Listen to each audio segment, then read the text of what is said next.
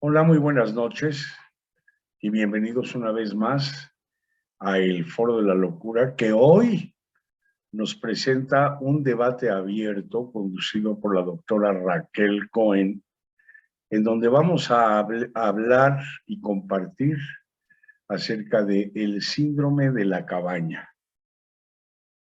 Con ustedes, la doctora Raquel.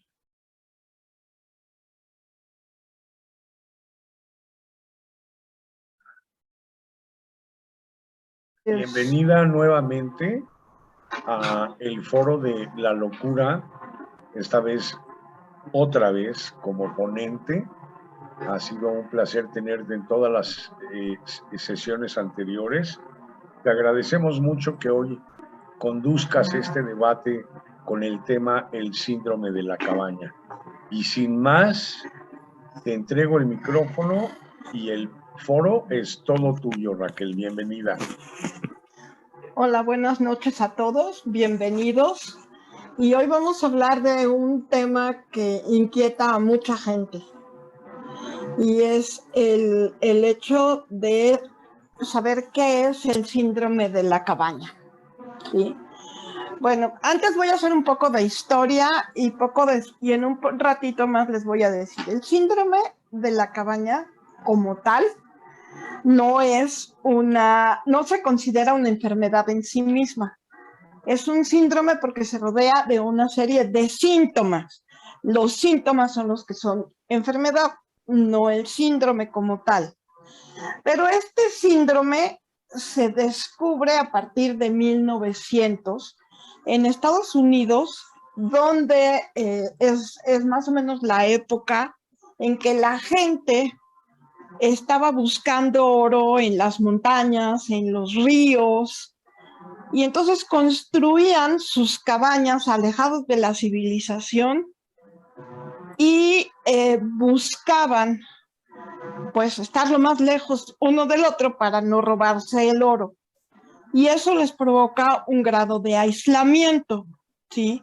Cuando el oro se termina y tienen que regresar a hacer una vida normal, muchas familias, porque no solo se iba el señor a buscar oro, sino que se llevaba a toda su familia, muchos miembros de esas familias empezaban a tener problemas para acercarse al resto de la gente.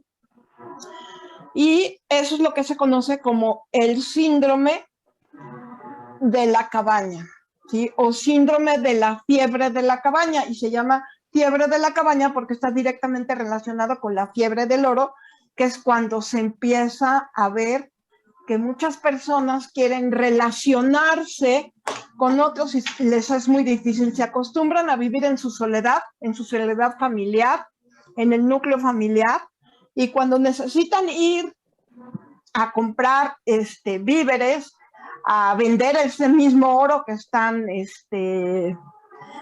consiguiendo, pues a veces va solo el señor o la señora o iban, y el resto de la familia se quedaban encerrados. De ahí que este síndrome se llame el síndrome de la fiebre de la cabaña, ¿sí? Este síndrome no sucede nada más durante esa época y desaparece y ya no vuelve a surgir, ¿no? Sino que con el tiempo, pues esta no es la única pandemia que ha vivido la humanidad, ¿sí? Y se dan otro tipo de pandemias y se dan otro tipo de encierros, como pasó en los campos de concentración, en donde tampoco podían salir, en donde aquellas personas que afortunadamente fueron rescatadas, les cuesta mucho trabajo adaptarse a la sociedad y empiezan a presentar lo que se conoce como el síndrome de la cabaña. Este síndrome se experimenta también en situaciones en las que están aislados dentro de una casa, alguien que es secuestrado, por ejemplo, además de presentar el síndrome de Estocolmo, que se identifica con la persona que haya sido que haya sido secuestrado, que con el secuestrador se identifica y le cuesta trabajo relacionarse con el resto de la sociedad. Se experimenta también en personas que son militares, por ejemplo, que están en submarinos por largos periodos de tiempo y que no pueden salir, o en barcos, con confinamientos de barco, que no pueden salir y que de alguna manera están aislados de la sociedad normal, ¿sí? Actualmente, con esta pandemia que tuvimos que vivir forzosamente, que no nos pidieron permiso, que simplemente nos dijeron, pues eso un ratito y métanse a sus casas y no pueden salir, esto causó más controversia y más conmoción en muchas personas que cuando nos dijeron, bueno, pues ya parece que ya se quitó, ya pueden salir un poquito más. Y entonces la gente empieza a tener temor a salir, mucho temor a salir. Dentro de los síntomas, que son los que harían que una persona, se pudiera decir que una persona tiene rasgos de algún tipo de enfermedad emocional, ¿sí? Están la ansiedad, primeramente, es un grado de ansiedad enorme, frente a varias cosas. Uno, la incertidumbre de qué va a pasar conmigo. Dos, me voy a contagiar. Tres, ¿y ahora qué hago si la persona o las personas con las que me rodeo, de las que me rodeo, me van van a ser las mismas, me van a rechazar, me van a aceptar, no me van a rechazar, no sé qué está pasando, ¿sí? Mucho miedo a salir, porque entonces no sé con qué me voy a enfrentar. Me puedo enfrentar a una cosa o a otra, ¿sí?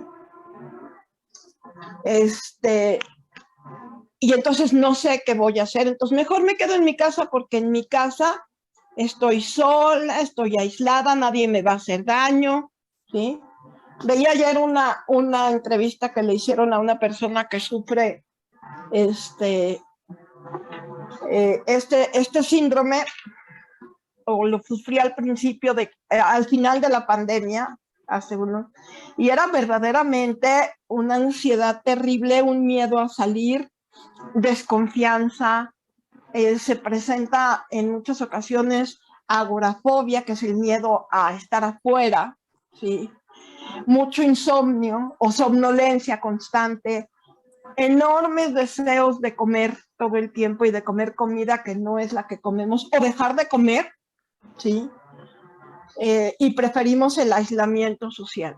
¿Por qué se presenta esto? Una de las razones por la que esto se presenta también es por la incertidumbre.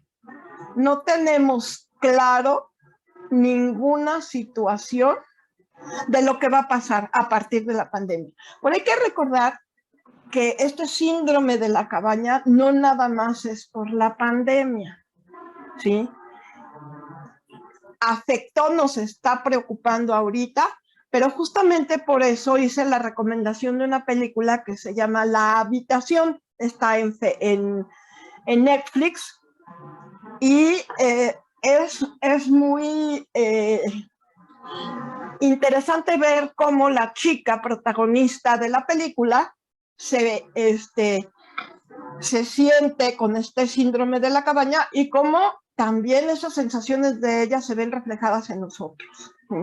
Ella no está encerrada por una pandemia y está además en una habitación muy pequeña. Entonces, además de ahí, pues, le da claustrofobia, agorafobia y demás, ¿sí?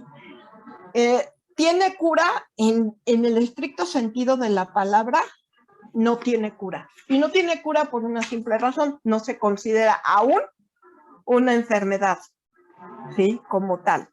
Los síntomas que la rodean, como la ansiedad, como el miedo extremo, o sea, el miedo paralizante, que es hasta al que podemos llegar con esto, perdón, el insomnio, el exceso de sueño. Todas esas cosas son situaciones que nos pueden llevar a volverse una enfermedad. La agorafobia, que es el miedo a salir de la casa, que en personas puede llegar a ser muy, muy serio. O sea, no decir, bueno, no voy a una reunión de 3 personas porque me da miedo. O sea, hay personas que verdaderamente tienen, después de este confinamiento, y también se puede dar después de una situación emocional muy severa, miedo a poner un pie en la puerta de su casa, ya no digamos en la calle, ¿sí? Si viven en un edificio, salir para tomar el elevador, o salir para bajar la escalera, o abrir la puerta incluso, ¿sí? Y se provoca y se da por esto, generalmente es por situaciones y por traumas muy, muy severos, ¿sí? También se presenta junto con esto una falta de interés. Empezamos a desconfiar hasta de nuestra sombra. ¿Por qué? Porque en realidad nunca, específicamente, si hablamos de lo que está pasando ahorita con la pandemia, nunca tuvimos una información clara de qué es el COVID, cómo se contagia y cómo se quita, y si realmente se contagia, o sea, aun cuando algunos de nosotros hayamos sufrido COVID, pero realmente nadie, o sea, no hablemos de este país, hablemos del mundo, nadie explicó ni de dónde salió, ni por qué salió, ni cómo nos contagiamos, ni por qué nos contagiamos, porque habemos personas que tenemos las 3 vacunas y nos contagiamos de COVID, mucho más serio que aquellos que no tenían las vacunas, ¿sí? Entonces, mucho de esto ha sido ensayo y error, ¿sí? Y nos da mucho miedo volver a relacionarnos, nos da mucho, primero nos daba mucho temor, ¿qué voy a hacer ahora? ¿Cómo voy a tomar clase? ¿O cómo voy a trabajar desde mi casa? ¿Qué es lo que voy a hacer? ¿Qué no voy a hacer? ¿Sí? Entonces, todas esas cosas nos causan incertidumbre, y la incertidumbre nos provoca ansiedad. Y la ansiedad puede llegar a causarnos miedo dependiendo mucho de la persona, ¿sí? Entonces, todas estas cosas son en sí el síndrome de la cabaña. Es una colección, digámoslo así, de síntomas que presenta la persona, pero que los puede presentar en un conjunto y llamarle síndrome de la cabaña, o que los puede presentar de manera individual y que también sean el síndrome de la cabaña, ¿sí? Entonces, eso es lo que dificulta, ¿no? O sea, vivimos con mucho temor. El ser humano, cuando vive situaciones de incertidumbre donde no sabe qué va a pasar, bajo cualquier circunstancia, no importa cuál sea, no importa si es, en este caso, por una enfermedad, en otros casos es, tengo miedo porque tuve una situación muy fuerte, me voy a ir a un extremo. Me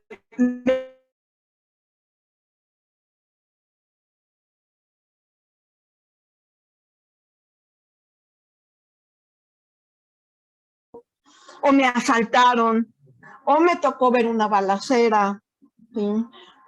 O vi un accidente. En cualquiera de sus modalidades puede llegar a volverse, a recluirse uno en su casa y entonces presentar el síndrome de la cabaña. No necesariamente el síndrome de la cabaña se da por el COVID, se da desde mucho antes. Y sí quise mencionar que empezó en 1900 y que se ha dado a partir de muchas situaciones diferentes, ¿sí? ¿Qué puedo hacer con esto?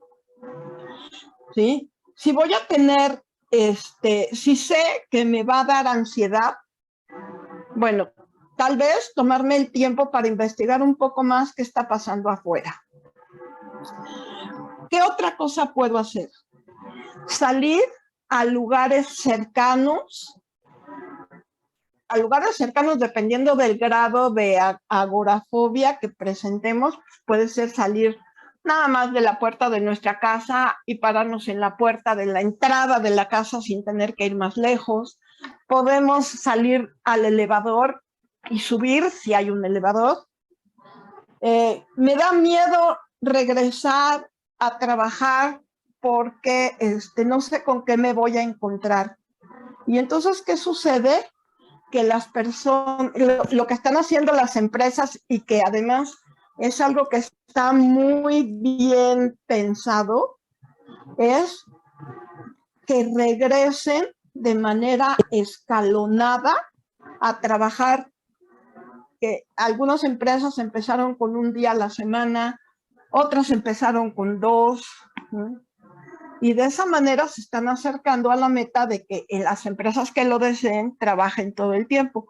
Es muy probable que haya muchas empresas que no regresen nunca a trabajar físicamente, hay otras que sí lo requieren. ¿Sí? Mucha gente dejó de ir a los gimnasios porque entonces está lleno de, quién sabe si me contagie de COVID o se me pase el COVID o me dé más COVID, ¿sí? Entonces hay que hacer acercamientos pequeños, meditación, respiraciones, ¿sí? Empezar a invitar amigos, acercarnos a los amigos, a la familia, poco a poco, quizás en lugares externos, como se ha estado haciendo, ¿sí?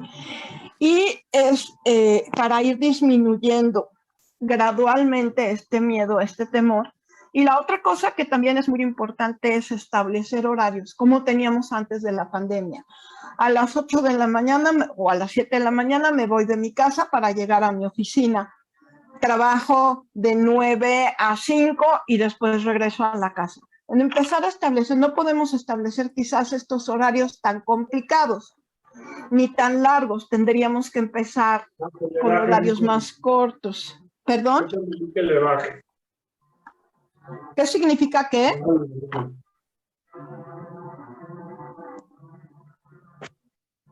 No entendí. ¿Qué pasó? Ya, es que estaba hablando el hijo de una amiga mía. Tenían abierto el micrófono. Sí, perdón. Entonces, esas son las cosas que tenemos que empezar a hacer. Y eso es básicamente lo que es el síndrome de la cabaña. Miedo a reconectar con una vida aparentemente normal después de estar aislados, bajo cualquier circunstancia, no necesariamente después de una pandemia. Lo estamos viviendo ahorita por la pandemia. Pero no necesariamente tiene que ser con la pandemia. Se pudo haber dado desde antes, generalmente frente a traumas emocionales muy severos, que a veces lo que a mí no me parece severo puede ser que lo sea para alguien más, y por eso decidir aislarse, ¿no? Y entonces es cuando se presenta este síndrome, ¿no?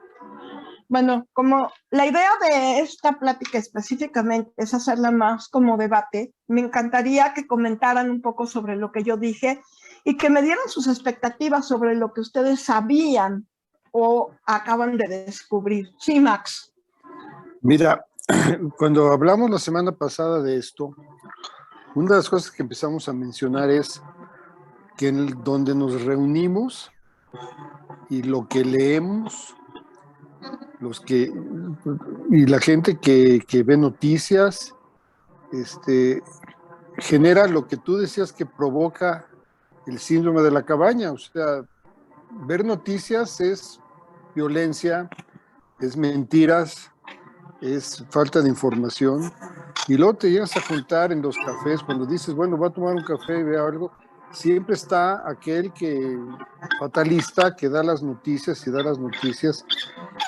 Y a lo que voy, yo personalmente no tengo miedo de salir ni nada de estas cosas, pero no me siento a gusto con toda la información que está afuera. Y entonces, pues mejor no salgo, o salgo poco. Bueno, Claro, debe de haber niveles de síndromes y todo, pero juntarte con gente que nada más tira las noticias y tira las cosas, te hace regresar a tu casa y si vas a estar afuera para oír, y a lo mejor es cierto lo que está pasando, pero lo tengo que oír y vivir, dices, mejor me regreso, aunque no tengas el miedo a salir. claro.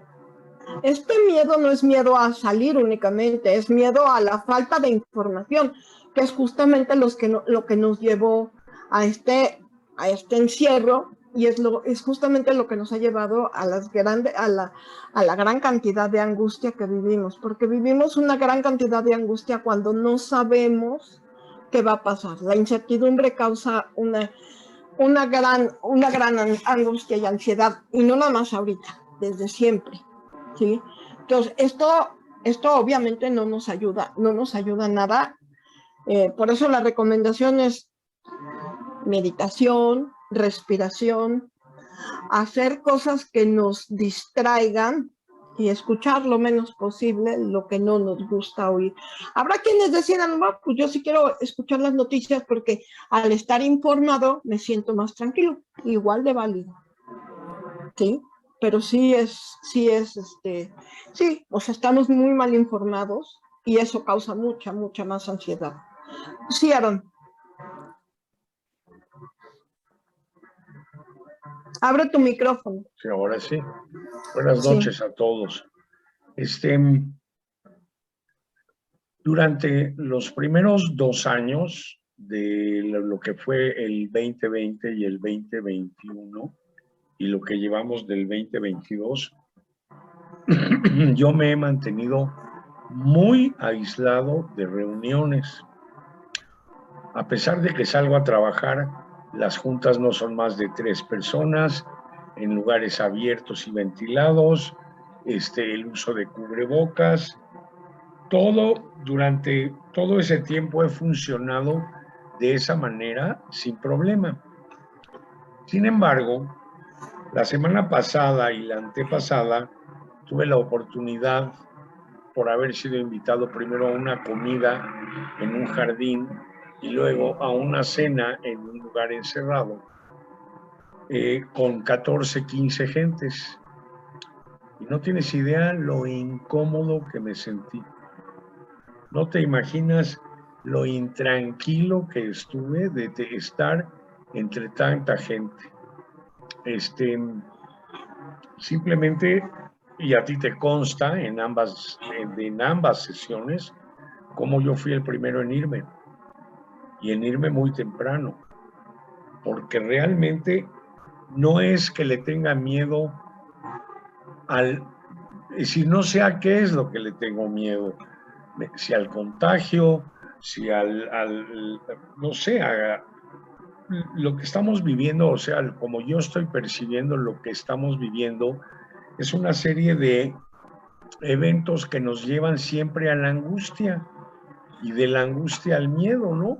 O sea, primero la cuestión sanitaria, luego la cuestión económica, luego la cuestión política, ¿no? Que está el país de cabeza, luego la cuestión mundial con una guerra encima, y luego ahora que China empieza a anunciar que hay otro bicho que ahora es más peligroso, etcétera, etcétera, y tienen a Shanghái en encierro, en confinamiento.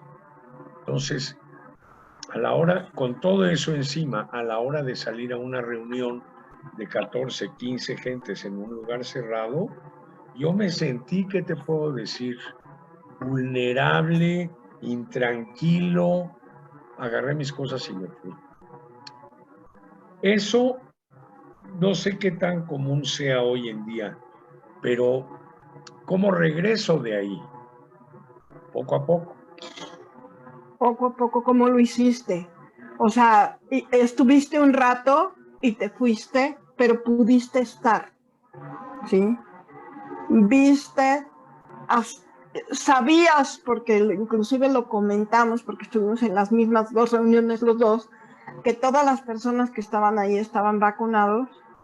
Algunos habían tenido COVID muy al principio de la pandemia y estaban bien, ¿sí?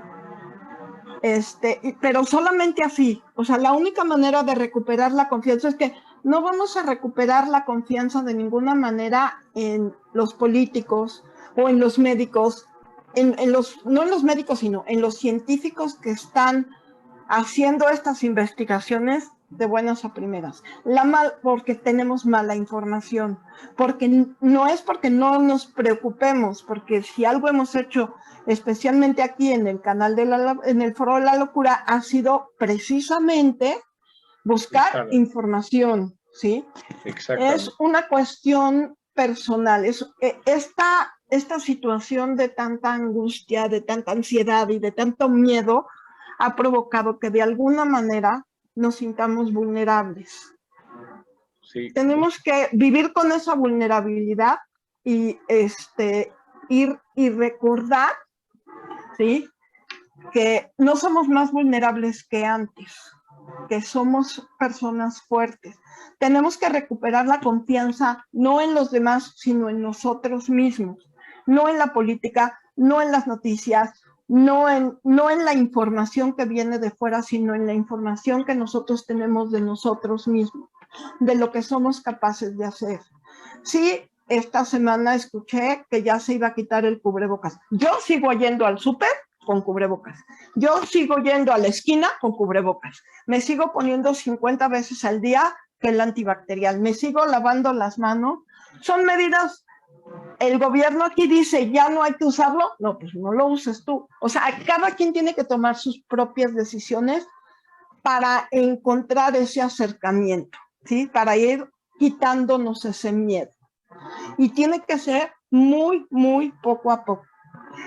Es un claro ejemplo lo que hiciste tú, Aarón, de ir y estar un ratito. O sea, sí me consta que todas las demás actividades que haces, las haces de poquita gente en lugares abiertos, siempre lo has hecho así. Eso es muy bueno. También yo ya doy terapias presenciales algunas veces y las doy al aire libre también.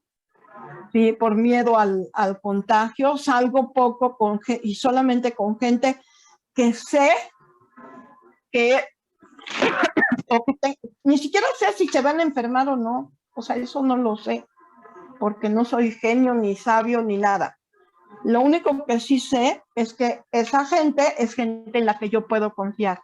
Entonces, los acercamientos para empezar a quitarnos el miedo es empezar a creer en nosotros, hacerlo poco a poco y acercarnos también a las personas a las que les tenemos confianza. Me parece que Javier había levantado la mano. Espérame tantito más. Javier, ¿querías decir algo? No. Sí, Max, dime. Ahorita sí vuelve. Mira, algo que me está pasando a mí, y sí quisiera que lo comentara la gente. Pues yo creo que ha habido, como dice Aarón, el gobierno y la economía y la violencia y el narco y una serie de cosas que vimos en México.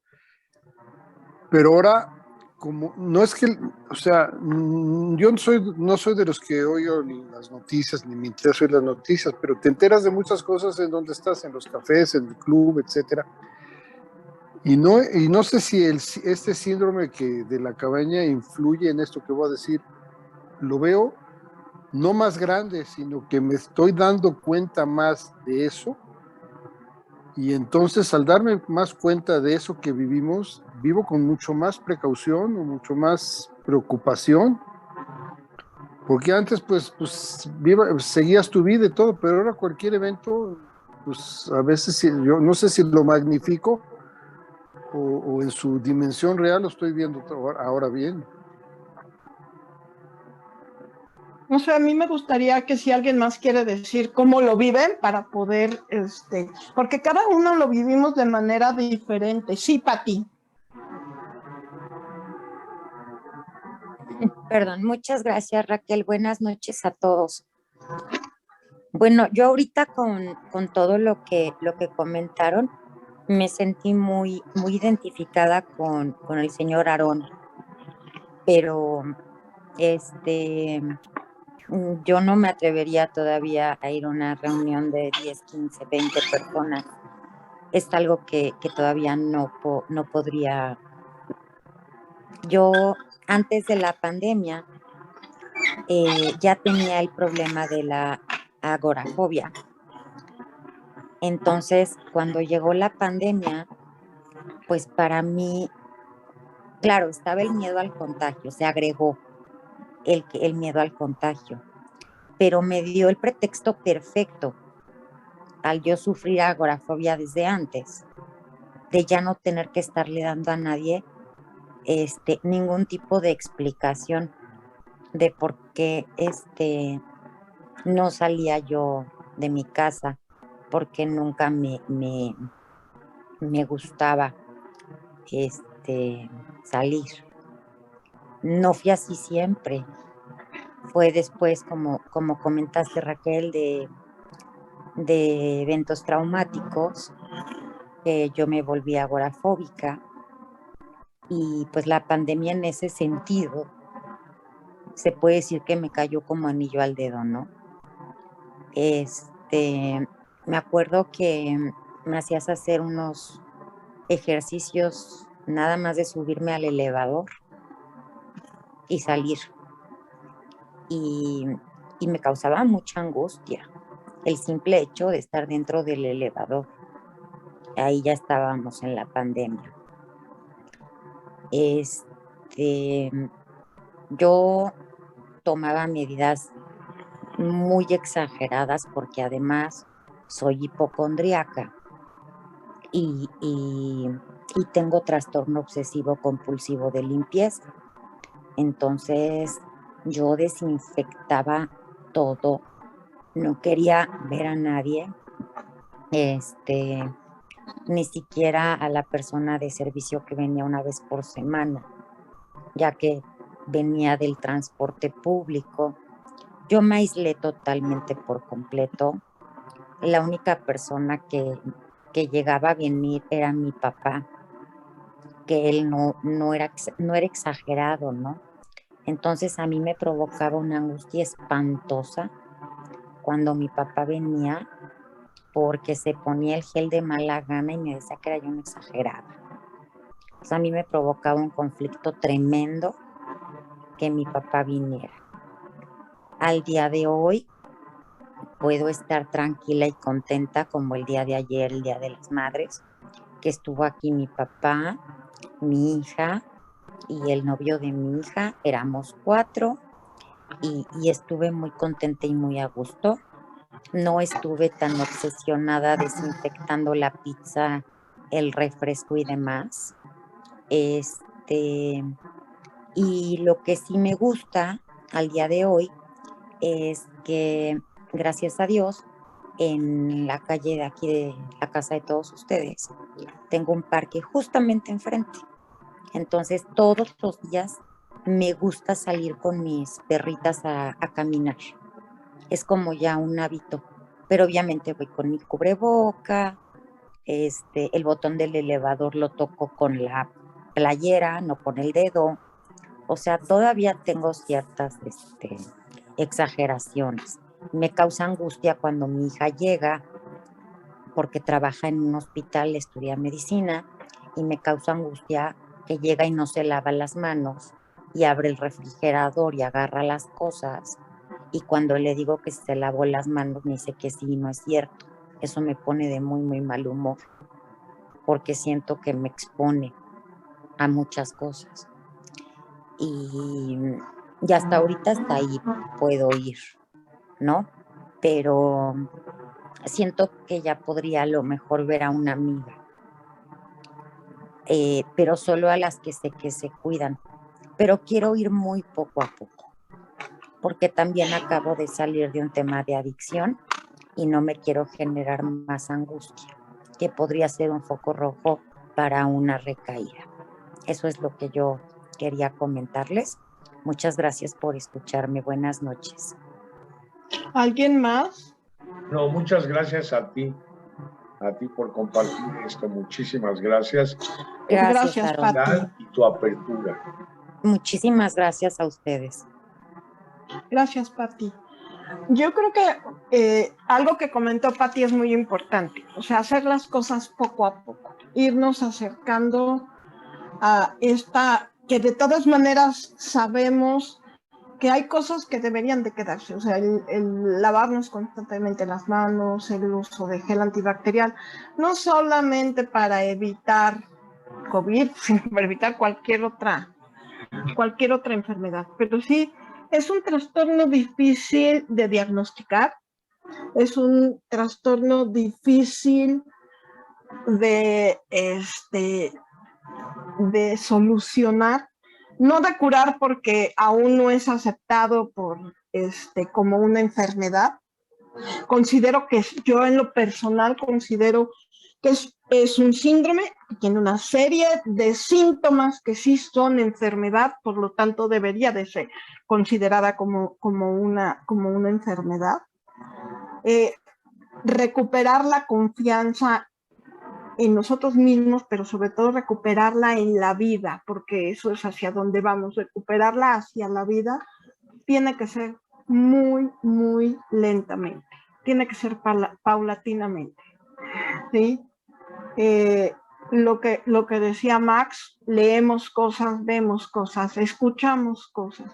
Lo que decían, ¿y ahora cómo le hago para otra vez relacionarme con la gente? Antes no teníamos miedo de ir a una reunión donde había mucha gente, ¿sí? Esta reunión de la que hablaba Aarón del viernes, antes no era de 16 personas, ahora la cerraron en 16, fuimos 13, pero antes, específicamente en esta casa donde fue la reunión el viernes, llegamos a ser hasta 30, 35 personas y nadie tenía problema de ir.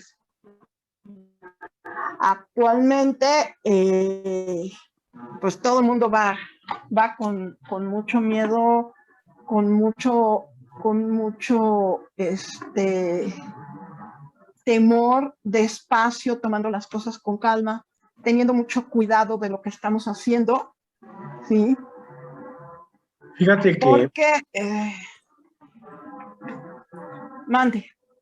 Fíjate que regresando de la reunión del viernes en la noche, me preguntaba yo si de veras quisiera yo regresar a las reuniones de mucha gente en lugares encerrados, no ventilados. Ya no sé si quiero. Antes nunca me lo hubiera yo cuestionado y ahora sí me lo cuestioné. Claro, claro, eso es muy cuestionable. Ahora, una cuestión, yo decía, todo lo que pasa afuera a lo mejor lo estamos viendo exagerado. Bueno, eso ¿qué puede seguir? O sea, ¿a dónde más puede llegar? Porque la verdad hay que hacer conciencia con lo que nos está pasando, ¿no? O sea, porque si no lo enfrentamos y vamos saliendo, nos podemos ir para atrás, ¿no? Y empezar de veras a recluirnos. Y no es sano. Claro. Es que esa es la cosa. Tenemos que quizás estar en este tipo de situación en donde nos tuvieron que, donde nos tuvimos que aislar, porque no tuvimos opción de elegir si queríamos o no. No nos enseñaron después qué hacer para regresar, ¿sí? Y además vivimos en una situación de mucha confusión, de mucho miedo. El caso, por ejemplo, de Pati, que ya tenía desde antes la agorafobia, le ha costado muchísimo trabajo. Ella mencionaba, ella es una de las personas con las que yo he empezado a trabajar con su agorafobia y tiene que ser poco a poco. Pero todo lo que vamos a hacer para recuperar nuestra vida tiene que ser poco a poco. Tiene que ser poco a poco. Recuerdo en mi experiencia personal, la primera vez que fui al Costco, después de que una vez que empezó la pandemia, iba temblando y aterrada. Sí, sabía que lo tenía que hacer porque no me quedaba de otra, no había otra opción más que hacerlo así. Iba aterrada. Y regresé y me bañé y me desinfecté, y antes de entrar me desinfecté, y saliendo me desinfecté. Pero esto es este temor que nos ha impuesto la sociedad, ¿sí? Es del que no sabemos cómo recuperarnos, ¿sí? La vida, la sociedad, la enfermedad no ha sabido. Entonces hay que hacer las cosas paulatinamente. Sí, Rubén.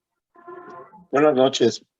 Buenas noches. Mi experiencia aquí en Los Ángeles ha sido bastante diferente a la que ustedes exponen. Y puede ser que es por obviamente mis propias características. Escuchando lo que ustedes dicen, yo creo que una de las cosas que puede servir mucho es hacer una lista de qué es realmente lo que perdí.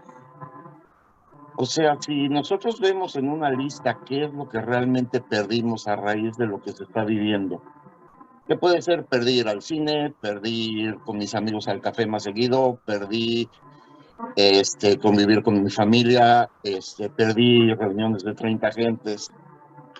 Qué buena pregunta, Rubén. Y yo creo que después de hacer una lista de ese tipo, podemos y debemos analizar cuáles son las que quiero rescatar.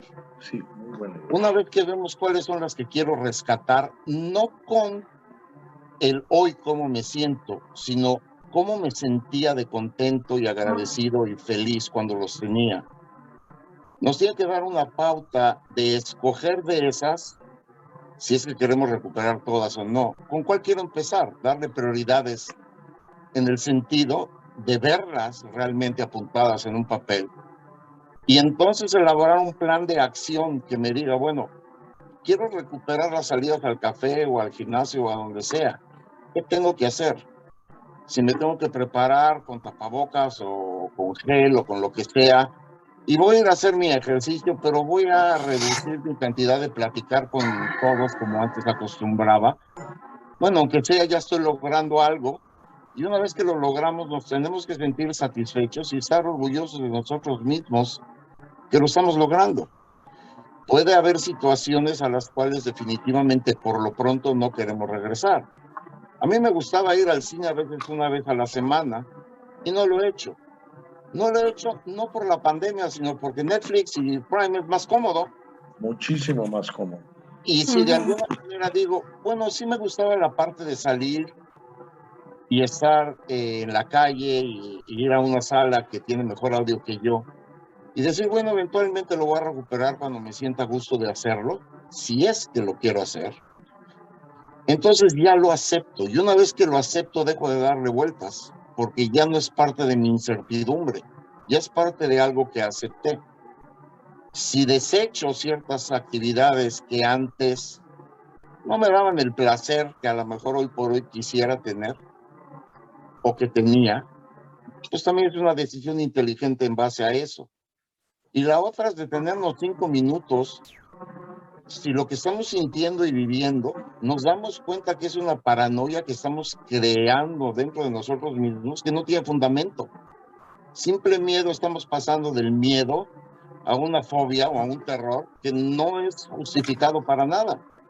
Y entonces nuestra parte inteligente nos puede ayudar a bajarle 2 rayitas y estar más consciente de que estamos creando una situación, como dice Max, que no es real, la estamos fabricando y no nos podemos dejar llevar por eso.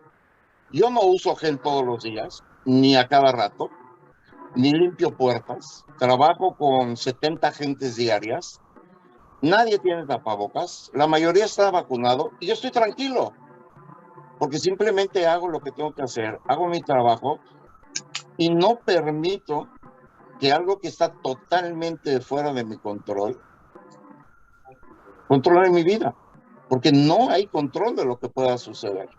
Y entonces, en base a eso, pues simplemente no lo permito y trato de hacer lo mejor que puedo, de la manera mejor que puedo, y existo, porque si no estamos dejando de existir y no nos lo podemos permitir, porque si permitimos que esto, entonces tristemente nos vamos a justificar más cada vez en encerrarnos, en aislarlos, y vamos a justificar que estamos bien, que no estamos mal en esa situación, porque ficticiamente nos sentimos a gusto haciéndolos. Para todos los que vivimos la pandemia y todos los que vivimos una adicción y nos acostumbramos a estar encerrados, eventualmente podríamos recaer y regresar a eso porque sentimos que estábamos bien o que estábamos a gusto. Pero eso es falso. Esa no es una realidad y yo no lo acepto. No acepto para nada vivir así. Entonces tengo que hacer todo lo posiblemente necesario para vivir una vida a gusto, contenta, porque si no, ¿qué caso tiene vivirla? Ese es mi punto de vista. Gracias. Gracias. Gracias a ti, Rubén. Gracias, Ayer leía una cosa de una señora que se llama Edith Enger. Ella escribió un libro que se llama La bailarina de Auschwitz. Ella estuvo en Auschwitz y al salir de Auschwitz, que es rescatada por un soldado americano, obviamente vive todo el impacto de estar prisionera en un campo, violada física, emocional y de todas las formas posibles, a regresar a una vida normal, digamos, una vida como la que conocía antes.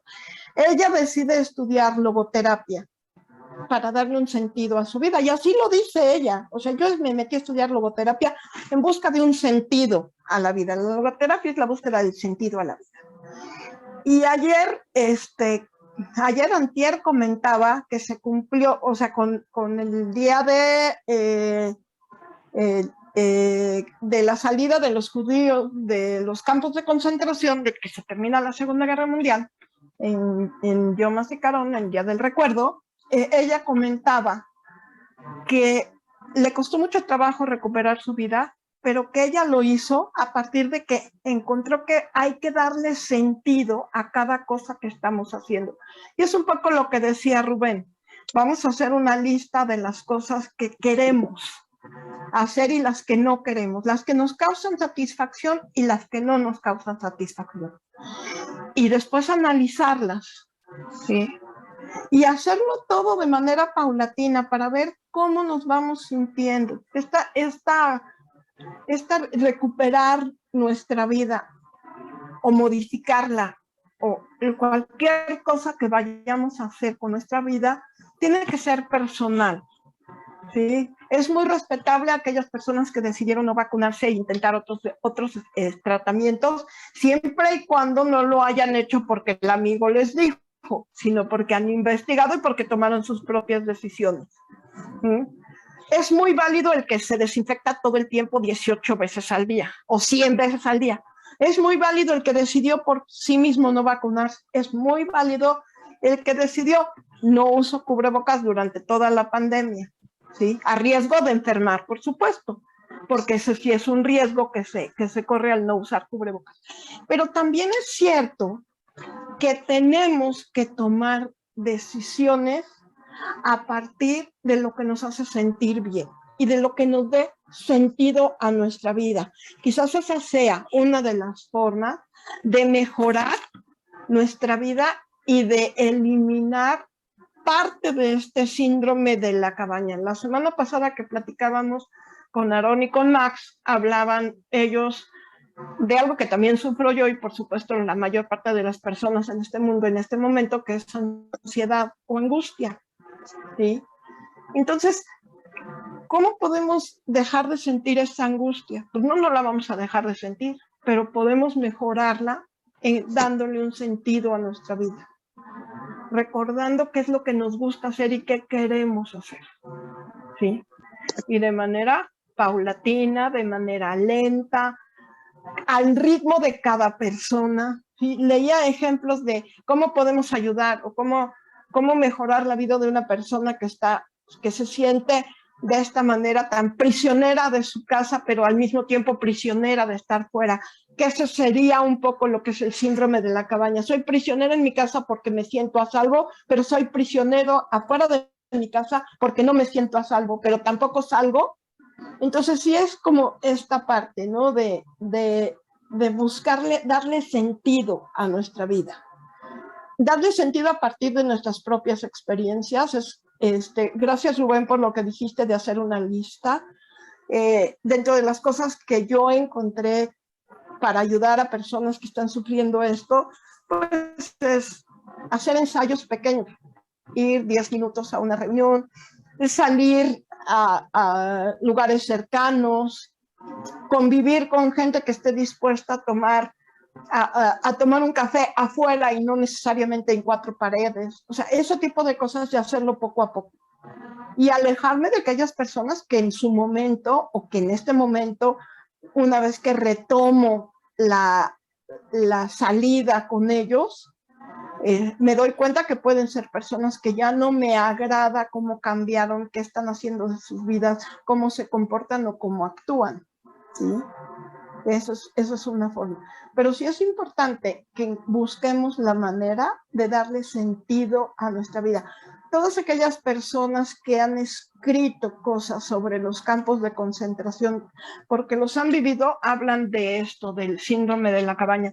Y en todo lo que yo leí, para poderles dar la plática, no se hace ni una sola vez referencia a los campos de concentración. Y si hubo un lugar donde se presentó grandemente el síndrome de la cabaña, fue en esos lugares. No nada más los campos de concentración nazis, puede ser cualquier campo de refugiados, ¿sí? Me platicaba una persona que los que llegan... La cárcel, la gente que estaba... La cárcel, no, de la cárcel sí hacen mención, pero de los campos, me platicaba alguien... Claro, eso es muy claro en la película que les recomendé, ¿no? Yo la vi, esa película yo la vi. Es muy buena. Película yo la vi. Sí, está de tremenda. La habitación. Está tremenda. Sí, es una película, eso sí, es una película muy fuerte. Y si alguien tiene oportunidad de leer La bailarina de Auschwitz, se van a dar cuenta de eso, pero no nada más La bailarina de Auschwitz. Pueden ver películas menos, o un poco más, más novelizadas. Está La vida es bella, ¿te acuerdas de la película La vida es bella? Sí, claro, está La vida es bella, está El pianista, está no sé, hay muchas. Leer el diario de Ana Frank es otra manera de ver. Son diferentes enfoques dentro de lo mismo, ¿no? Pero también hay todos estos encierros que se han dado que no son voluntarios para aquellas personas que están en campos de refugiados. Me platicaban de un campo de refugiados en Estados Unidos para niños, donde están los niños y las niñas separadas para evitar que las hormonas hagan sus gracias, pero están aislados. Viven 10 niñas hacinadas en una especie de jaula, o 15 o 20 niñas, pues no pueden salir de ahí, no pueden hablar. ¿Y los conventos no es lo mismo? También, todos esos lugares es en donde se presenta. Sí, pero ¿sí? Vamos a lo que nosotros vivimos. A Rubén le faltó algo que me gustaría, si se puede comentarlo, porque él está en Los Ángeles. Aquí has oído cómo vivimos en México ante todo lo que nos viene encima, de violencia, corrupción, gobierno. ¿Cómo vivió la gente, cuando menos en Los Ángeles o en California, esto, si es que lo están viviendo así o diferente? O sea, se me hace que te faltó ese comentario, si es que lo tienes, claro. Mira, en gran parte de los Estados Unidos, no se te olvide que mucha gente regresó al encierro con sus hijos y una inmensa mayoría de ellos tienen acceso a jardines o a jardines a través de su casa. Y la reconexión familiar fue súper importante para sobrellevar esta crisis. Muchos de ellos encontraron que convivir con sus hijos, convivir marido y mujer, convivir con el perro, les dio un sentido diferente. Por el otro lado, hubo estados que no fueron tan restrictivos en el encierro como tal durante toda la pandemia. Entonces la gente se sentía con ciertas libertades. Y aunque la información al principio fue manipulada y no fue cierta, siempre había una opinión encontrada, no de si funcionaban o no los tapabocas o las vacunas, sino simplemente de que la gente tenía opciones de decidir por ellos mismos cómo iban a vivir esta etapa de su vida. Obviamente California fue súper restrictivo, pero no había multas ni nada por el estilo como en otros lugares. La gente no salía por miedo al contagio. Cuando se empezó a diseminar la información que un porcentaje altísimo de las gentes que murió de COVID, no murió de COVID, murió de enfermedades que ya tenían, insuficiencias renales, problemas respiratorios. El COVID no mata a nadie. Lo que te mata son lo que llaman aquí el borderline condition. De la gran mayoría de la gente que falleció aquí, que era gente ya mayor adulta, pues muchos de ellos murieron antes de tiempo, no necesariamente por el COVID. El COVID sí disminuyó sus defensas, pero murieron de otra cosa. Entonces, cuando esta enfermedad empezó a fluir, mucha de la gente dijo, yo estoy sano, yo estoy bien, mi porcentaje, aunque yo adquiera la enfermedad, el porcentaje de que yo fallezca es menor a aquel que tiene algún otro problema de salud.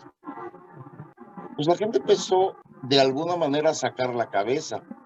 Entonces, sí, definitivamente hay mucha gente que sufrió el encierro, principalmente gente que vivía sola, que no tenía en casa un compañero, una compañera o alguien con quien pasar el día.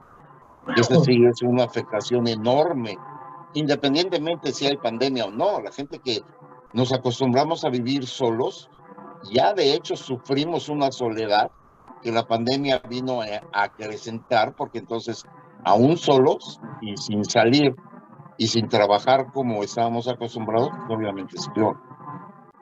Últimamente aquí en Estados Unidos, te puedo decir los últimos 3 meses, 4 meses, hay una libertad enorme. Porque no tenemos nosotros problemas ni de tráfico, ni de contaminación, ni de muertos en cada esquina, ni de una falsedad enorme de lo que está sucediendo con la economía y cosas por el estilo. Aunque siempre existen la polarización de los partidos políticos y cosas por el estilo.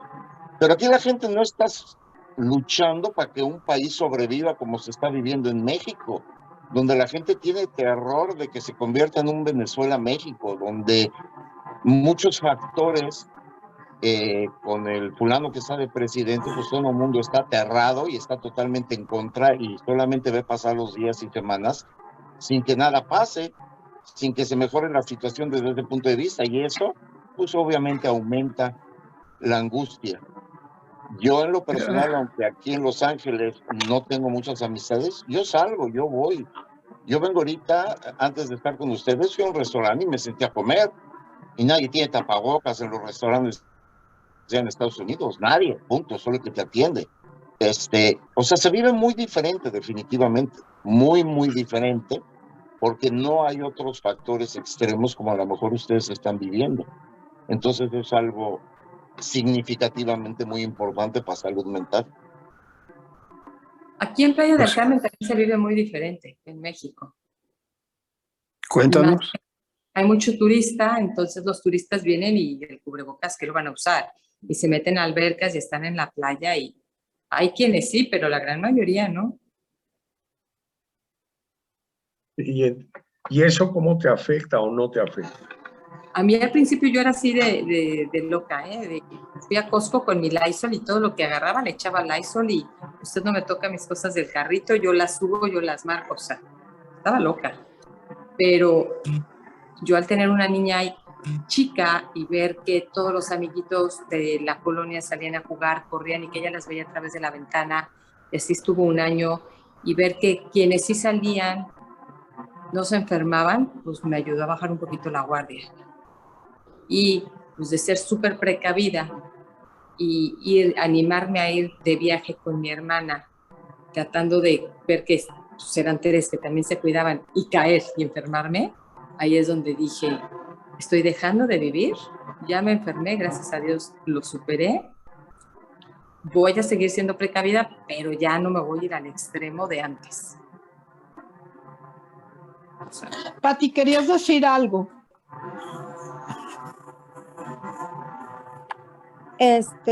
Bueno, nada más comentar que yo sigo con todas las medidas que a mí me causan seguridad. Sí, yo creo que, por ejemplo, la costumbre de desinfectar el súper es una costumbre que a mí ya me gustaría, pero por gusto, adoptar para toda mi vida, porque se me hace algo sano, se me hace algo que todo el mundo toca y luego te metes las manos a la boca y no solamente es el COVID, ¿no? Está la influenza, están enfermedades gastrointestinales, o sea, creo que hay hábitos que adquirimos que no necesariamente tienen que ser tan exagerados como al principio de la pandemia, pero que pueden ser muy buenos para tener menos riesgo de contagio a cualquier cosa, ¿no? Entonces, yo me quedo con algunos hábitos que ya me acostumbré y que no quiero cambiar, como el lavado constante de manos. Bueno, al ser una persona con TOC e hipocondríaca, mis manos siempre han sido este, lavadas todo el tiempo, pero a lo que me refiero es, me ha enseñado mucho que hay hábitos que sí me quiero quedar, que sí me gustan y que no me molestan hacer. Era eso todo, Raquel. Muchas gracias. Max. Y yo quiero terminar lo que decía Rubén. Yo he comentado que en el tema que nos tocó vivir fue que se nos encimaron dos grandes temas, la pandemia y este gobierno. Y al oír hablar a Rubén, ellos nada más vivieron la pandemia. Claro, es muy es muy bueno tener esa información. No sé en otros países, pero sí es diferente dos temas encimados a nada más vivir la pandemia. Y entonces este síndrome de la cabaña de nosotros es muy diferente a el síndrome de la cabaña provocado por la pandemia que viven en otros lados. Y entonces, a la hora de hacer nuestra lista y a la hora de buscar el sentido de la vida, tenemos que ser todavía más pujantes, ¿no? Todavía buscar más las ganas de salir adelante. Sí, Rubén. Yo le quiero comentar algo. Durante la época de la pandemia, mi hijo Eduardo estaba viviendo en Suecia. Suecia nunca cerró, nunca le prohibió a sus ciudadanos no salir, ni ir al súper, ni a los restaurantes, ni a nada. Suecia es un país donde las muertes, por decir algo, de COVID fueron proporcionales a cualquier otra enfermedad, inclusive menores que la influenza. Los ciudadanos, aunque estaban permitidos, obviamente, como cualquiera, si querían tapaboca, no tapaboca, no cerraron las instituciones públicas, podían ir a lugares públicos. Y el nivel de enfermedades mentales o de suicidios o de adicciones no creció desproporcionalmente a raíz de la pandemia. Entonces, estás hablando de un país que sí, aunque sea mucho más evolucionado, llámale cultural o socialmente, allá los dirigentes tomaron una decisión que sí le salió. Finlandia pasó algo muy similar. Suecia y el otro nórdico se me barrió. Noruega. Entonces, yo tengo la experiencia a través de Eduardo de lo que sucedió en Suecia, y es como si no existió la pandemia ya, aunque sí hubo casos y se atendieron y demás, pero no se gestó el nivel de encierro y demás que otros países vivieron. Entonces tienes diametralmente opuesto como países enteros viviendo el mismo virus decidieron enfrentarlo de manera diferente. Yo quería preguntarles perdón. No, venga. Quería preguntarles a dos, es que tenemos tres jóvenes aquí y me gustaría que o Yuli o Luisa o José María nos dijeran cómo viven ellos la pandemia. A ver si alguno quiere hacerlo. Yuli, ¿quieres? Sí, buenas noches. Buenas noches. Pues en mi caso fue algo muy radical, ya que en el lugar donde vivo, aquí en México, es Chiapas, entonces es un lugar en donde no se toman como tal las medidas muy aptas, por así decirlo, pero en lo personal, en lo que más me afectó fue el no estar en clases, el no poder salir y el estar conviviendo constantemente con mi familia, sin tener contacto con más personas de lo que era mi vida normal, como era antes social. Me afectó a un nivel muy grande en el que mis niveles de ansiedad aumentaron y me estresó mucho y hasta el momento apenas estoy regresando a clases presenciales y a tornar una vida, como lo decía la doctora, normal, por así decirlo, y aún me cuesta muchísimo porque le tengo miedo al rechazo de muchas cosas. Y yo no lo sabía. Creí que era algo, Ujú. creí que era algo mío, normal. Job, ¿tú quieres decir algo? Gracias, Yuli. Gracias, Julie. Job, ¿quieres decir algo?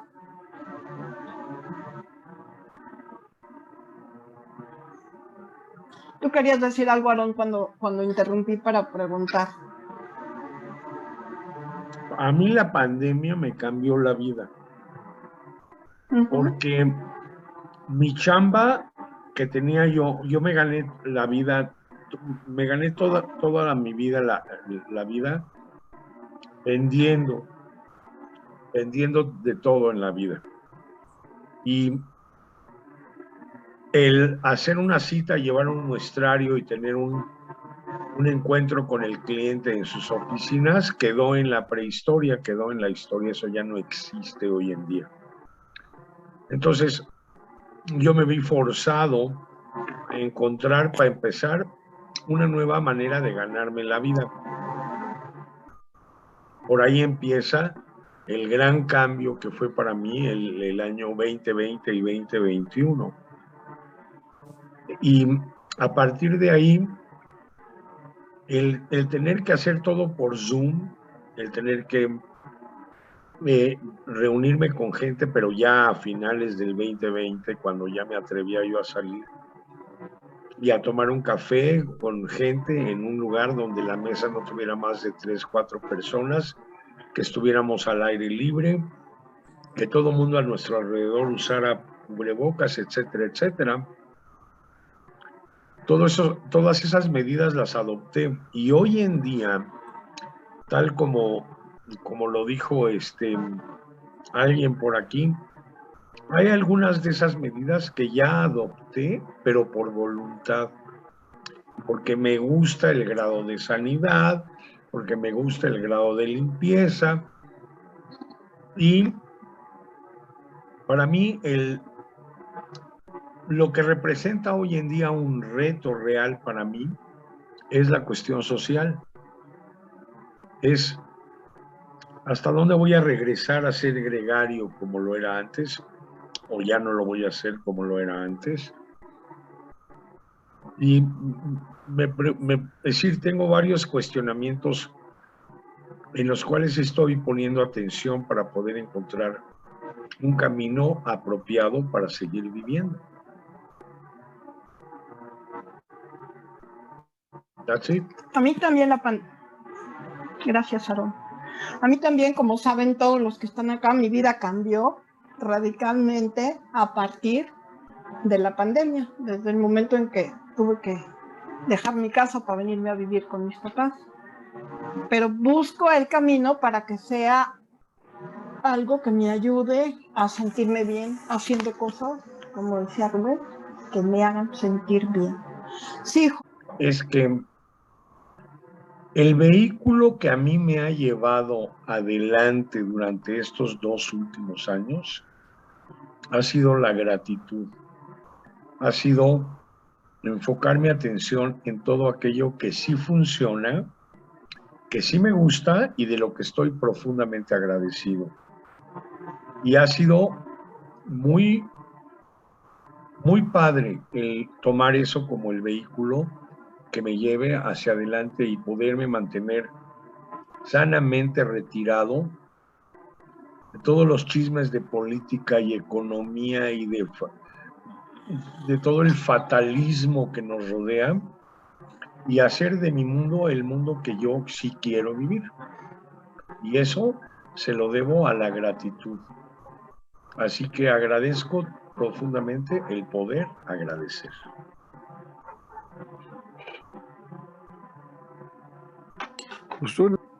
Sí, Pati. Bueno, pues yo también me despido. Muchas gracias a todos por todo lo que me han enseñado hoy. Y me quedo mucho con lo que dijo Rubén de hacer esa lista por escrito. Me pareció un ejercicio increíble de qué cosas me interesa volverme a integrar y qué cosas ya no, porque definitivamente soy una persona muy diferente a la que era hace 2 años. Entonces, creo que eso de hacer una lista y ver realmente qué vale la pena retomar y cuáles ya no, me pareció una excelente idea. Muchas gracias a todos y y bonita noche. Muchísimas gracias. Muchísimas gracias. Gracias a usted. Gracias a ustedes. No, pero a mí háblame de tú, o sea, no estoy tan betabel. No, me da Bueno, pena. Jo puso, a mí la pandemia me cambió la vida en el sentido de que experimenté emociones que no había sentido y también me ha ayudado a encontrarme a mí mismo. Pues bueno, la verdad, Qué padre. le entendimos perfectamente a lo que está, de qué se trata esta situación, y también entendimos lo que tenemos que hacer para no contaminarnos y seguir adelante en este juego que se llama vida. Ayer oí una frase muy interesante y la quiero compartir. Cuando un par de gentes tienen un problema muy serio y había que resolverlo y no sabían cómo, y uno les comentó: para poder resolver eso, vamos a tomar un lapso de espera en el cual vamos a vivir y ya después lo vamos a atender. Se me hace interesante porque vamos a vivir es como un lapso de espera en el que estamos para ir después, como dice Raquel, poco a poco a vivir. Hay que tomarlo como eso. En lo que esperamos, vamos mejor a vivir. Exacto. Exacto. Como diría John Lennon, la vida es lo que sucede mientras hacemos planes. Así es. Y otra cosa, bueno, pues quien necesite buscar ayuda profesional también puede ayudar para disminuir la ansiedad. Ayuda profesional de cualquier tipo, psicólogos, si son apegados a la religión, alguna cosa así, personas que mediten, que les ayuden con la meditación, cualquier cosa de esas puede ayudar. Pues bueno, por mí estoy satisfecho. Muchas gracias a todos. Muchísimas gracias a Gracias. todos Gracias. por haber estado con nosotros. Raquel, muchas gracias nuevamente. Muchas gracias, Raquel. Gracias, Raquel. Gracias a Conducir ustedes. este evento. A todos los presentes, tengan una excelente semana y estaremos la semana que entra nuevamente en el Foro de la Locura. Diviértanse. Muchas gracias. Buenas noches, gracias. Buenas gracias a todos.